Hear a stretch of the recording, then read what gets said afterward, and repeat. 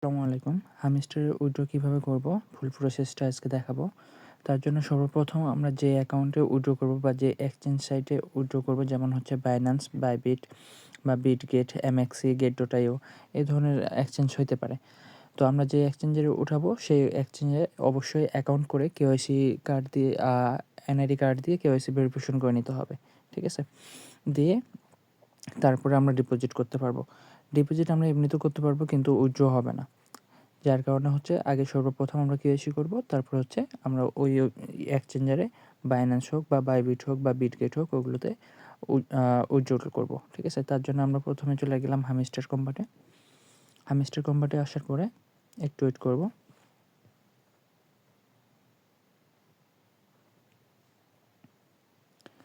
তো এখানে আসার পরে আমরা যেটা করব, এয়ারড্রপে চলে আসবো। এয়ারড্রপে আসার পরে এখানে উইথড্রয়ালের কিছু অপশন দিছে, তারা দিছে বাইন্যান্স, ওকেএক্স, তারপর হচ্ছে বাইবিট এবং টেলিগ্রাম ওয়ালেট নিতে পারবো। তারপর হচ্ছে ইবিআই এক্সচেঞ্জ, এটা বাংলাদেশে সাপোর্টেড কিনা জানা নাই আমার কাছে, এবং ওকেএক্স এক্সচেঞ্জ এটাও কিন্তু বাংলাদেশে সাপোর্টেড নাই। তবে তারা একটা জিনিস সুন্দরভাবে বলে দিছে যে কোনটাতে কেওয়াইসি লাগবে এবং কোনটাতে কেওয়াইসি লাগবে না। ঠিক আছে? আবার অন চেন আছে, অন চেনও কেওয়াইসি লাগবে না। আপনাদের যদি কোনো অ্যাকাউন্ট খুলতে অসুবিধা হয় তাহলে হচ্ছে আপনারা ওয়ালেট ইন টেলিগ্রাম এবং অন চেন এয়ারড্রপ এগুলোতে উইথড্রল করতে পারেন। আচ্ছা, এখানে একটা নিচে অপশন আছে যেটা হচ্ছে রিসেট উইথড্রল অপশন। এখানে একবার আমরা যদি সেট করে দিই, যাদের প্রবলেম হয়েছিল উইথড্রল করতে, তারা এখানে রিসেট উইথড্রল অপশনে ক্লিক করে আবার পুনরায় উইথড্র করতে পারেন। কিন্তু একবার ছাড়া দ্বিতীয়বার দিয়েন না, কারণ হচ্ছে এর আগে একটা তারা নোটিশ দিয়েছিল যে আমরা একবারই শুধু অ্যাড্রেসটা দিতে পারবো। তার জন্য সর্বপ্রথম ভাবে চিন্তা করে যে কোথায় আপনি উইথড্রল দিবেন, কোন এক্সচেঞ্জের উইথড্রল দিবেন সেটা ঠিক করে নেবেন। তো আমি উইথড্রল দিব বাইবিটে, যার কারণে আমি এখানে বাইবিট সিলেক্ট করলাম, দিয়ে হচ্ছে আই হ্যাভ ইট দিলাম। আচ্ছা, এখানে কয়েকটা অপশন আছে, যেমন হচ্ছে বাইবিট ইউআইডি, তারপর হচ্ছে হামস্টার ডিপোজিট অ্যাড্রেস, মেমো। আচ্ছা, আমি এখানে কিছু কপি করে রাখছিলাম। আচ্ছা, আগে আমরা চলে যাব আমাদের বাইবিটে। বাইবিটে আসার পরে আমরা যদি উপরে আসার পরে আমরা উপরে মাথার আইকনে যদি আমরা ক্লিক করি, এখানে আমাদের নামের নিচে, মোহাম্মদ মালিক প্রধানের নিচে ইউআইডি দেওয়া আছে। এই ইউআইডিটা অবশ্যই আমরা এখানে বসাই দেব। ঠিক আছে? এই যে বাইবিট ইউআইডি জায়গায়। আচ্ছা, আমি দেখাই দিচ্ছি যে কীভাবে করব। তো এই জায়গায় ক্লিক করলে ওটা কপি হয়ে যাবে, দিয়ে হচ্ছে আমরা এখানে এটা বসাই দেব। ঠিক আছে? তাহলে হচ্ছে ইউআইডিটা হয়ে গেল। হওয়ার পরে আবার আমরা চলে যাব ব্যাক দিয়ে